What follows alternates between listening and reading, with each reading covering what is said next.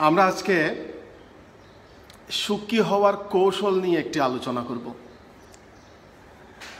তো এই সুখী হওয়ার কৌশল নিয়ে আসলে আমরা আমাদের যে 3 দিনের কোর্স হয় সেখানে কিন্তু খুব বিশদভাবে ব্যাখ্যা করা হয় কিভাবে সুখী হওয়া যায়, সুখী হওয়ার রহস্য কি, বিশদভাবে আলোচনা করা হয়, ঘণ্টাব্যাপী আলোচনা করা হয়। তখন আমরা ছোট্ট করে একটু আলোচনা করি। তা আসলে মানুষ সবাই সুখের কাঙ্গাল, আমরা সবাই সুখ চাই, শান্তি চাই। কাউকে যদি বলা হয় আপনি তো অনেকদিন সুখে ছিলেন, কয়দিন একটু দুঃখে কষ্ট থাকেন না, আপনারা কি রাজি হবেন? কেউ রাজি হবেন না, কারণ সবাই সুখ চায়, সবাই সুখের কাঙ্গাল। কিন্তু এরপরে দেখা যায় আমাদের সুখের সকল উপাদান থাকলেও আমরা অনেক সময় সুখী হতে পারি না। আমরা দেখেছি অনেকের অর্থবিত্ত আছে, গাড়ি বাড়ি আছে, সংসার আছে, কিন্তু দেখা যায় তাদের মধ্যে কোনো সুখ নাই। এরকম প্রচুর বুড়ি বুড়ি মানুষ আছে, সুখ নাই। এর কারণটা কি? কারণ হচ্ছে সুখী হওয়ার কৌশল তাদের অজানা।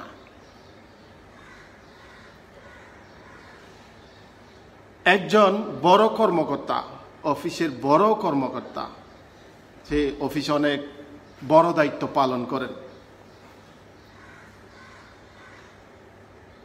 এবং তার গাড়ি বাড়ি আছে, অর্থবিত্ত আছে, পরিবারে তার স্ত্রী আছেন, তার সন্তানরা আছেন, কিন্তু বাড়িতে আসলে সে কোনো সুখ পান না। বাহিরে যেমন তেমন, বাড়িতে আসা মাত্র নিষ্প্রাণ আর কি, সব কিছু যেন মরুভূমির মতো। স্ত্রী তার মতো ব্যস্ত থাকে রান্না করে, বাচ্চারা তাদের মতো খেলছে, হয়তো বা লেখাপড়া করছে, আর বেচারা কর্মকর্তা বসে বসে হয় টিভি দেখছে, না হয় মোবাইলের মতো একটা ডিভাইস টিভি সময় পার করছে। কারো সাথে কোনো কমিউনিকেশন নাই, নিষ্প্রাণ আর কি। তো এরকম বহুদিন কাটানোর পর ভদ্রলোক ভাবলেন এভাবে তো আসলে চলে না, আমার অন্তত একটু কাউন্সিলিং করা দরকার। তো তিনি সিদ্ধান্ত নিলেন একজন সাইকোলজিস্টের কাছে গিয়ে একটু পরামর্শ নেবেন। তো তিনি একজন বিখ্যাত সাইকোলজিস্টের কাছে গেলেন, গিয়ে তার অসুখের কথাটা বললেন। তো সেই সাইকোলজিস্ট তার কথা শুনলে জিজ্ঞেস করলেন, আচ্ছা আপনি আপনার স্ত্রীর মুখোমুখি বসে কবে কথা বলেছিলেন? তিনি বলছেন, না এটা তো আমার মনে নেই। আচ্ছা আপনি আপনার সন্তানদের সাথে কবে উদার মনে একটু কথা বলেছেন, বা সন্তানদেরকে নিয়ে কখনো কি বাইরে বেড়াতে গিয়েছেন? বলছেন, না আমি এত ব্যস্ত থাকি, সেটা তো আমার পক্ষে করা সম্ভব হয়নি। বলা যায় দীর্ঘ 15 বৎসর আমি আমার স্ত্রী সন্তানদের সাথে আসলে এভাবে খোলাখুলিভাবে মেলামেশার সুযোগ হয়নি। তো সাইকোলজিস্ট বললেন, আপনার সমস্যা তো এখানেই, আপনি বিয়ে করেছেন কিন্তু সংসার তো আপনার হয়নি, আপনি পারিবারিক বন্ধনটা গড়ে তুলতে শিখেননি। একটি কথা মনে রাখবেন, পরিবারের সুখ আসল সুখ। আপনি যদি পরিবারে সুখী হতে না পারেন, জগতে আর কোথাও আপনি সুখী হতে পারবেন না। তো সাইকোলজিস্ট বলছেন আপনার সমস্যাটা খুবই সামান্য, একেবারে সামান্য, এবং অল্পতেই আপনার সমস্যা সমাধান হয়ে যাবে। আপনি বাড়িতে চলে যান, সকালে ঘুম থেকে উঠে স্ত্রীকে হাসি মুখে বলবেন শুভ সকাল, এবং বলবেন আগামী ছুটির দিনে আপনি এবং সন্তানদেরকে নিয়ে বেড়াতে যাবেন। আর কিছু করার দরকার নাই, বেড়াতে যাবেন, সব ঠিক হয়ে যাবে। ঠিক এই ভদ্রলোক পরের দিন ঘুম থেকে উঠে স্ত্রীকে একটু হাসি মুখে বলল শুভ সকাল। স্ত্রী তো কেন আকাশ থেকে পড়লো, এ কি সম্ভব? বলছে হ্যাঁ, আমি হয়তো বা এতদিন ভুল করেছি, জেনে হোক না জেনে হোক আমি ভুল করেছি। আমি আসলে আমার পরিবারের সাথে আমার যে আন্তরিক সম্পর্ক হওয়া কথা ছিল সেটা আমি গড়ে তুলতে পারিনি। যা হবার হয়ে গেছে, এখন আগামী সপ্তাহে আমরা সন্তানদেরকে নিয়ে বেড়াতে যাব। সাথে সাথে স্ত্রী সন্তানদেরকে ডাকলো, আসো তোমার বাপি কি বলছে শোনো, আমাদেরকে বেড়াতে নিয়ে যাবে। এই মানে পুরো বাড়িটাই পরিবর্তন হয়ে গেল, আনন্দের রোল বয়ে গেল আর কি বাড়িতে, সামান্য একটা বিষয়ে। তো এইভাবে আসলে আমরা অনেক সময় অনেক কিছু করি সুখের জন্য, অনেক অর্থ নষ্ট করি। হ্যাঁ, আমরা বার্থডে পালন করি, আমরা ম্যারেজ ডে পালন করি, আমরা কত কিছু করি, দামি দামি উপহার কিনি, দামি দামি খাবার কিনি, কিন্তু যেই কাজটি করা দরকার আসলে সেটা করা হয় না। পরিবারের প্রতি যে বন্ধন, পরস্পরের প্রতি যে শ্রদ্ধাবোধ, পরস্পরের প্রতি যে ভালোবাসা, বিশ্বাস, এটা আমাদের থাকে না। এটা না থাকলে আপনি অনেক অর্থবিত্ত এগুলো দিয়ে আপনি সুখী হতে পারবেন না। সুখ আসলে এমন একটা জিনিস, এটা বাহ্যিক কোনো বিষয় নয়, এটা দেখানোর কোনো বিষয় নাই। সুখ হচ্ছে অন্তরের অনুভূতি।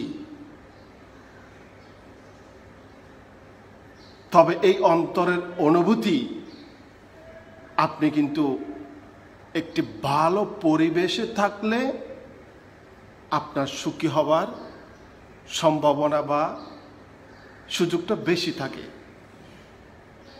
আপনি একজন অত্যাচারী, আপনি খুনি, হিংস্র জন্তু জানোয়ার, নেশাখোরদের সাথে কিন্তু আপনি সুখী হতে পারবেন না।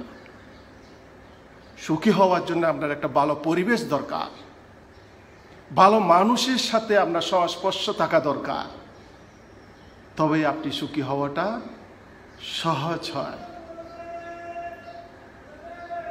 সুখী মানুষ আপনাকে সুখী হওয়ার পথ দেখাতে পারবে। একজন অত্যাচারী, ব্যভিচারী, একজন খুনি, একজন মাদকাসক্তি কখনো আপনাকে সুখের পথ দেখাতে পারবে না। কাজে সুখের জন্য আমাদের একটা ভালো পরিবেশ, ভালো মনের মানুষের সাথে আমাদের চলাফেরা করা দরকার। তো সুখী হতে অনেক সময় মানুষ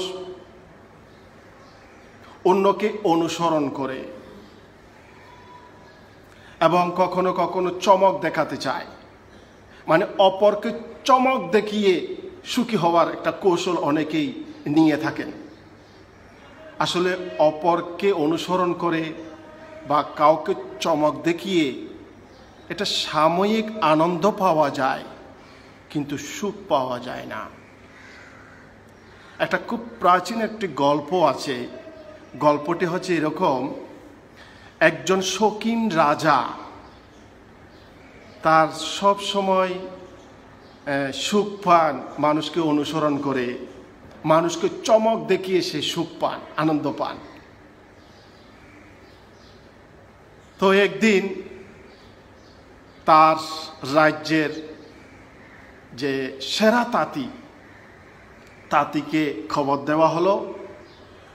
তাঁতিকে বলা হলো, তুমি আমার জন্য এমন একটা ড্রেস বানাবে যেটা দেখে সবাই চমকে ওঠে, আর তুমি যদি সেরকম কাজ করতে না পারো, সেরকম ড্রেস বানাতে না পারো, তোমাকে এই রাজ্য ছেড়ে চলে যেতে হবে। এখন তাঁতি চিন্তা করলেন, রাজা যে কুতকুতে স্বভাবের মানুষ, একে তো আসলে কোনো কিছু দিয়ে সন্তুষ্ট করা যাবে না। তো তিনি চিন্তা করলেন আমাকে এমন একটা কিছু করতে হবে যাতে রাজার ইতিবাচক দৃষ্টিভঙ্গি পরিবর্তন হয়, তার যেন বাস্তব জ্ঞান হয়, এমন কিছু করা উচিত। তো তিনি সপ্তাহখানিক পর একটি চকচকে একটি বক্স নিয়ে আসলেন। বক্সটি রাজাকে দিয়ে বললেন, রাজা মহাশয়, এখানে আপনার জন্য একটি ড্রেস নিয়ে আসা হয়েছে। তবে এই ড্রেসের একটি চমৎকার বৈশিষ্ট্য আছে। এই কাপড়টি যারা সভ্য মানুষ, যারা সুখী মানুষ, যারা মানবতাবাদী, এরা এই কাপড়টা দেখতে পাবে এবং তারা এই কাপড়ের প্রশংসা করবে। আর যারা অত্যাচারী, খুনি, অসুখী, ব্যভিচারী, তারা এই কাপড়টি দেখতে পাবে না।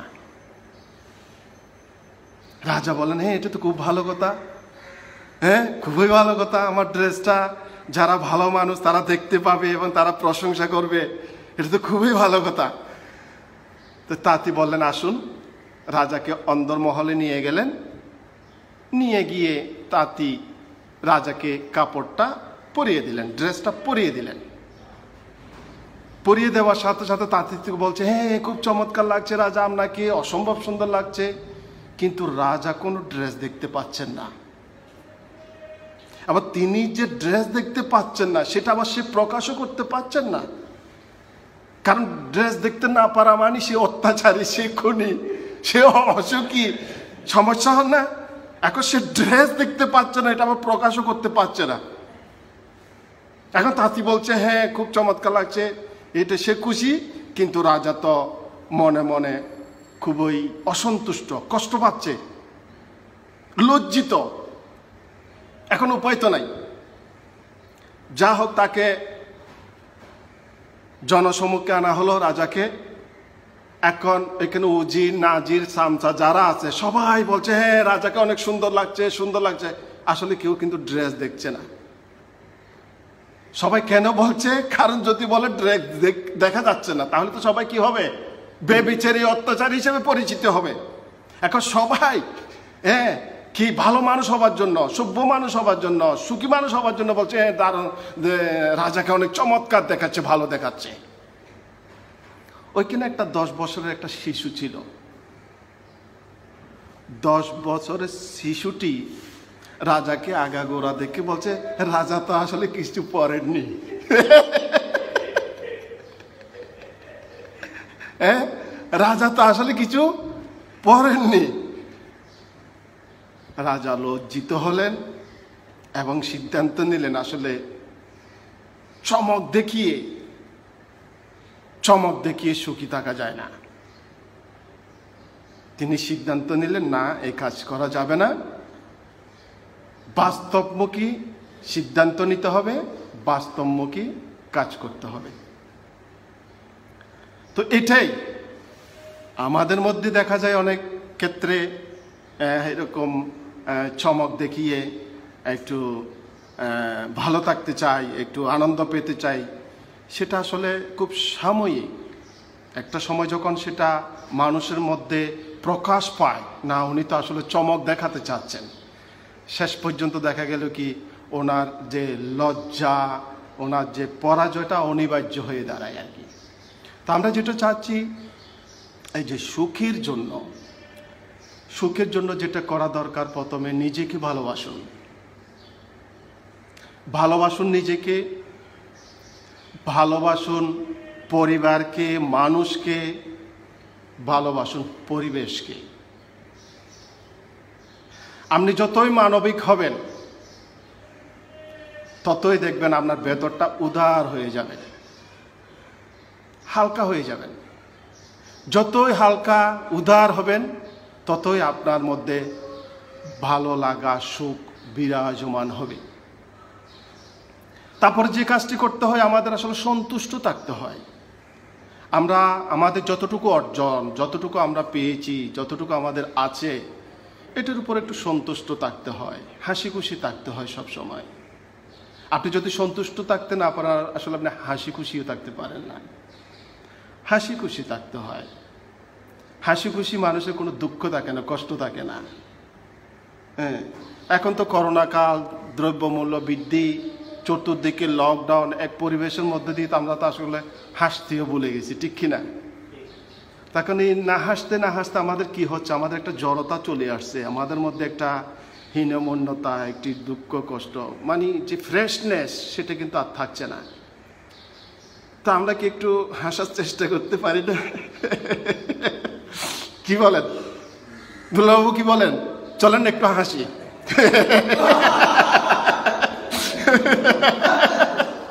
হাসেন না একটু, কি হয়েছে? এই যে স্বপন বাবু, হাসেন একটু। হ্যাঁ, হাসেন। হাসলে কি হয়? আয়ু বাড়ে, রোগ প্রতিরোধ ক্ষমতা বাড়ে, দুঃখ কষ্ট দূর হয়ে যায়। আপনি দেখবেন যত হাসবেন, হাসি খুশি থাকেন। তবে হ্যাঁ, মানুষের দুঃখ কষ্ট নিয়ে তামাশা হাসি ঠাট্টা করবেন না। হাসি ঠাট্টা করবেন তখনই যখন নিজের মধ্যে দুঃখ কষ্ট বিরাজমান থাকে। যে মানুষ দুঃখের সময় হাসতে পারে, সে হচ্ছে সবচেয়ে সুখী মানুষ। যত দুঃখ কষ্ট থাকুক, সেগুলো তো আপনি কিছু করতে পারবেন না। আমরা আমাদের চারপাশের অনেক কিছু ঘটছে, সেগুলো আমরা নিয়ন্ত্রণ করতে পারবো না, কিন্তু আমরা নিজেকে তো নিয়ন্ত্রণ করতে পারি।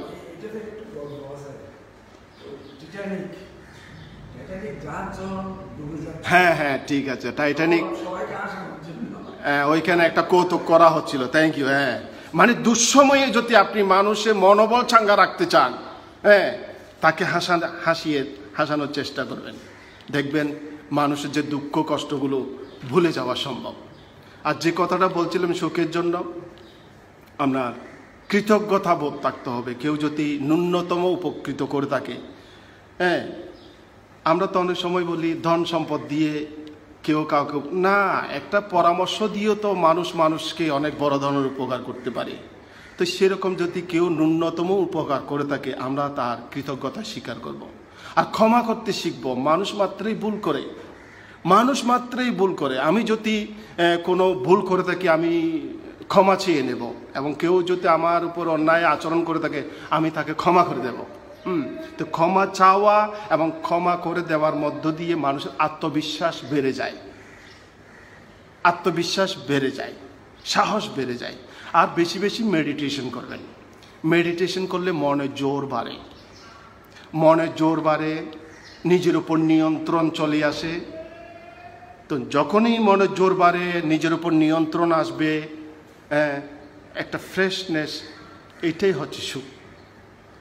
তা আমরা সবাই আগামী দিনগুলোতে সুখের জন্য ক্ষমাশীল হব, আরও ধৈর্যশীল হব। আমরা একটু হাসি খুশি থাকব। হ্যাঁ, এভাবে থাকলে আসলে সুখ পাওয়া খুব কঠিন কিছু নাই। তা আপনারা এতক্ষণ ধরে এই ছোট আলোচনাটা শুনেছেন, এই জন্য ধন্যবাদ জানাচ্ছি, কৃতজ্ঞতা প্রকাশ করছি।